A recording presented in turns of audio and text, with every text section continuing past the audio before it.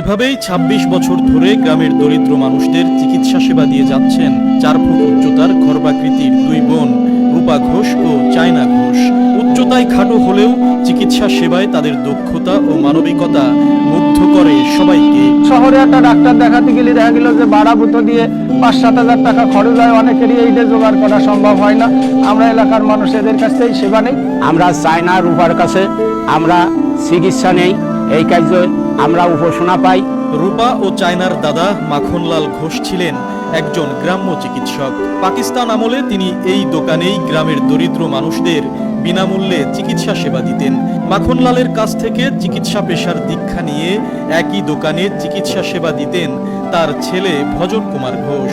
আর ভজন কুমার ঘোষের কাছ থেকে দীক্ষা নিয়ে দীর্ঘ ২৬ বছর ধরে এই দোকানে চিকিৎসা সেবা দিয়ে আসছেন তার মেয়ে রূপা ঘোষ।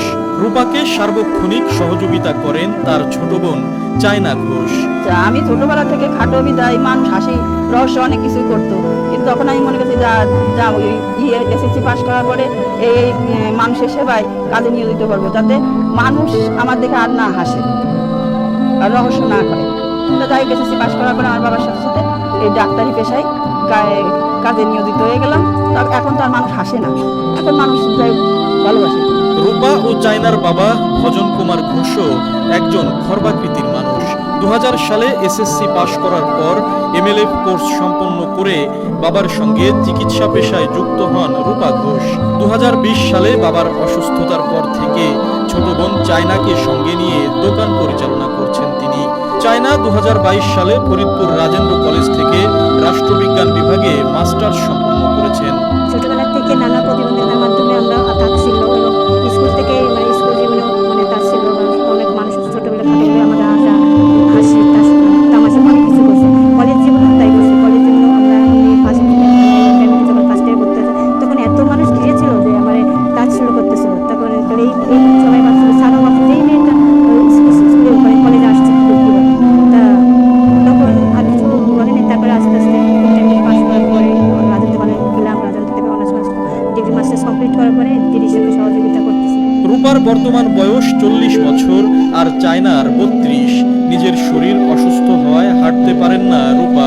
লাঠিতে ভর করে চলতে হয় তাকে। ভ্যানে চড়ে প্রতিদিন দোকানে যাতায়াত করেন দুই বোন। দোকান খুলতে ও বন্ধ করতে ভ্যান চালকরাই সহযোগিতা করেন তাদের দুই বোনের কাছ থেকে চিকিৎসা সেবা নিয়ে উপকৃত হওয়ার কথা জানান স্থানীয়রা। তারা উচ্চতায় খাটো, তাদের চিকিৎসার মান অনেক ভালো। এরা বংশগত দিক দিয়েই ডাক্তার। এর দাদা ছিল ডাক্তার, এর বাবাও ছিল একজন ভজনলাল ঘোষ ডাক্তার, আবার এই রূপা চায়না এরাও ডাক্তার। কিন্তু আসলে বিষয় হচ্ছে কি এরা প্রতিবন্ধকতার ভিতর দিয়েও এরা লেখাপড়া শিখছে, ডাক্তারি পড়ালেখা করছে, এলাকার মানুষের সেবাও দিচ্ছে, আমরাও সেবা পাচ্ছি, নিজেরাও এর ভিতর দিয়ে পড়ালেখা করে যাচ্ছে। আসলে শহরে একটা ডাক্তার দেখাতে গেলে দেখা গেল যে ভাড়া বুতো দিয়ে ৫-৭ হাজার টাকা খরচ হয়, অনেকেরই এইটা জোগাড় করা সম্ভব হয় না। আমরা এলাকার মানুষ এদের কাছ থেকে সেবা নেই। রূপা ও চায়নার এই দোকানটি ফরিদপুর জেলার মধুখালী উপজেলার ব্রাহ্মণকান্দা বাজারে অবস্থিত। বন্ধুরা, শারীরিক প্রতিবন্ধকতা কোনো বাধা নয়, যদি ইচ্ছা শক্তি দৃঢ় হয়। এ কথাটি প্রমাণ করে দিয়েছেন রূপা ও চায়না।